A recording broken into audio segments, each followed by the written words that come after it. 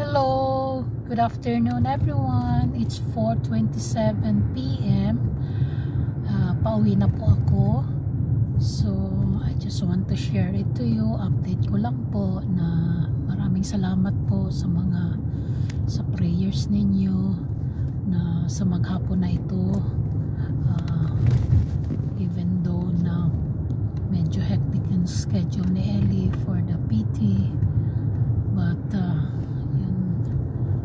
yung physical strength ni Ellie, he was very alert dun sa mga PT niya, and he did cooperate.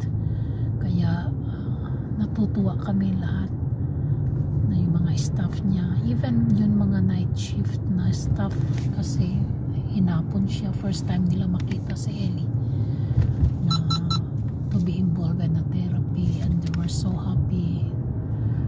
Kaya I believe it's all because of the prayers, because we believe nandyan nga si Lord. So kaya gusto ko lang pong i-share sa inyo.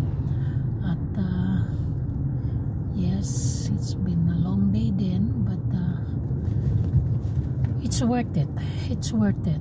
Yun nga sinasabi ko, na even though kung titingnan mo ba with your two eyes parang nakakapagod, there's a time na nakaka-depress din, but pag kinaluan mo talaga ng prayers, you will gonna see how God really works. There's always a miracle sa buhay natin. Yung ba na-appreciate natin even the small things, makikita po natin yun. So right now, just want to enjoy ito, kaya sinishare ko po sa inyo. Just want to enjoy, and yan, just siguro po hindi na muna ako mag-share ng things. Just want to be quiet and everything, and enjoy, and just enjoy the music na ilalagay ko po. So just continue prayer lang po, prayer na nagpapasalamat at prayer na how good. Oops, na ano lang ako sa sun, medyo malakas yung sun. So enjoy na lang po, enjoy the ride. Ayan, so maraming salamat po. I'm not sure bakit kinuha ko to. I supposed to take the Erin Mills kasi medyo maganda ang takbo dun, hindi masyado traffic. Nagkamali yata ako, kaya I took this road. So masasaga, it's gonna be traffic again. So anyway, so samahan nyo na lang po ako, and God bless everyone. Jesus loves you. Bye.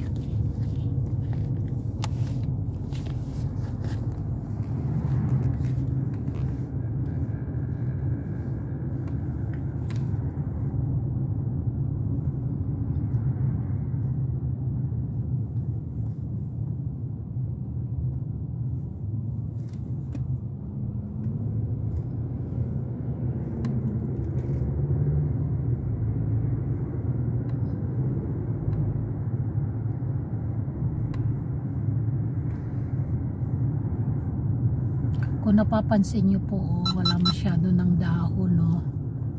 Dry na, wala na yun colorful leaves. Yan, no? Especially there, oh. Lahat ng leaves nasa nasa ground. Okay, medyo slow. May dalawang school bus, kaya traffic kasi uwian din ng school, kaya maraming school bus, maraming stop. Okay, so ayun po, may mga naglalagay na ng Christmas lights. So naglalagay sila ng lights sa mga trees. Wow, those people, rich people po, magpapalagay ng ng lights sa mga trees na sa harapan ng bahay nila. Yan, I like lights. Gusto ko yung may bahay na may maraming lights. Lights make you happy.